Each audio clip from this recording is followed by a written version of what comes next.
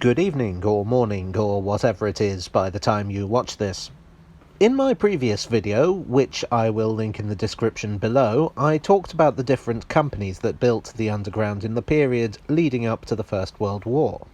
By that time, there were two major underground railway operators. The first was Underground Electric Railways of London, who owned what would become the Central, Northern, District, Piccadilly and Bakerloo lines. Plus London General Buses, the London United, South Metropolitan and Metropolitan Electric Tramway Companies, and AEC, the bus builders. This was nicknamed the Combine. The second was the Metropolitan Railway, who also owned the Great Northern and City Railway and operated the Hammersmith and City and East London lines. There was also the Waterloo and City Railway, which was owned by the London and South Western Railway. London didn't quite have a unified underground as we know it today, but they were getting there. The final push, though, did not come from trains at all. By the early 1920s, there was a problem with buses. And I'm not just talking about that one guy who tries to get on without paying and then the driver refuses to leave and the guy just sits there and acts like he doesn't know why the bus isn't moving and you're like, for God's sake, I'm in a... London General had become the biggest bus operator in London by offering low, standardised fares. But legally, anyone could operate a bus. So what would often happen was that less scrupulous bus owners would operate the same routes but charge a higher fare for a worse service. These were known as pirate buses. Sometimes they would even paint their buses to resemble London General vehicles and make the sign advertising their fares as discreet as possible. So many an unwary passenger would get on the bus expecting the usual fare, only to be charged an exorbitant price when the conductor came around. Legally, they would have to pay this because by that point the bus would already be moving. In law, it was considered that they had accepted the contract, as it were. Fare gouging and deception wasn't the only problem, though. The pirates would travel at high speed to beat the London General buses. They would skip stops and take shortcuts. They might abandon their passengers while they switched to a more profitable route. Not only were they conning their passengers, but they were causing traffic chaos. The problem had existed since the 1850s, but by the 1920s it was out of control. In 1924, the London Traffic Act offered some legal restrictions, but it was thought that more could be done. Herbert Morrison, the Transport Secretary at the time, thought further regulation was needed. He proposed the unification of all London's transport services: underground railways, buses and trams. Lord Ashfield, the chairman of the Combine, was a big fan of this idea. Firstly, because it would eliminate competition, but secondly, and more importantly, there was the financial issue. The problem was that underground railways tended not to be very profitable. In fact, one of the reasons that the Combine had taken London General over was because buses were profitable. The money earned by buses could keep the tube afloat. By bringing everything under a single authority, financial security could, they hoped, be assured.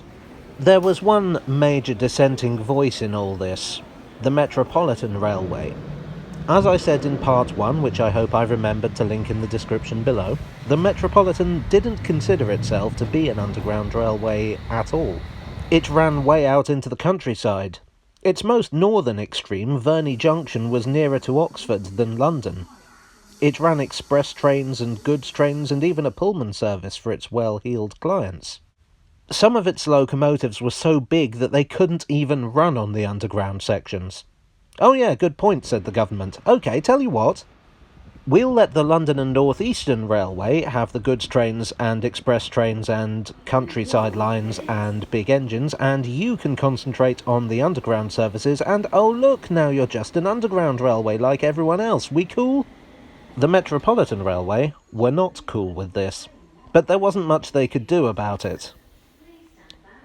It was considered that the new organisation might also take over some of London's above-ground suburban railways, but this concept was dropped.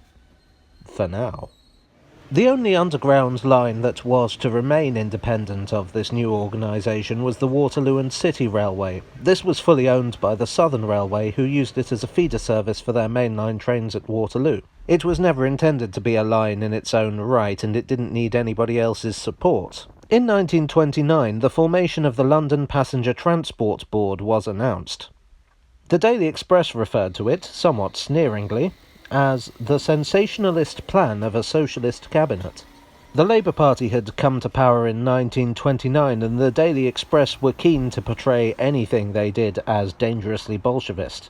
Plus ça change, plus c'est la même chose, as they say. Despite the 1931 collapse of the Labour government, the plan to unify London's transport was still on the table. In 1933, the London Passenger Transport Act was passed, and on the 1st of July, the London Passenger Transport Board took control.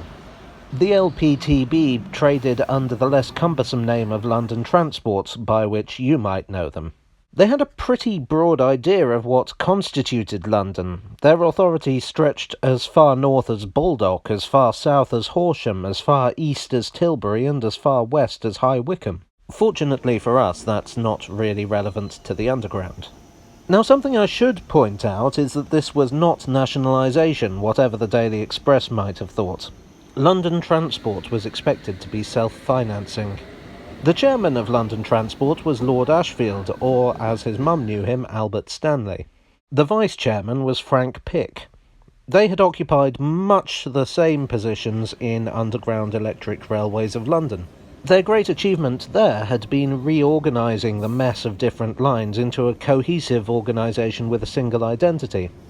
And now they had more control, they intended to do much the same, on an even bigger scale. But look at the time. I think I'm going to have to make a part 3 for this. Once again, if you're not subscribed, then consider getting yourself subscribed and hit the bell icon so you'll know when part 3 hits. You shouldn't be waiting too long, and I'll see you then for the third and final part of this tale from the tube.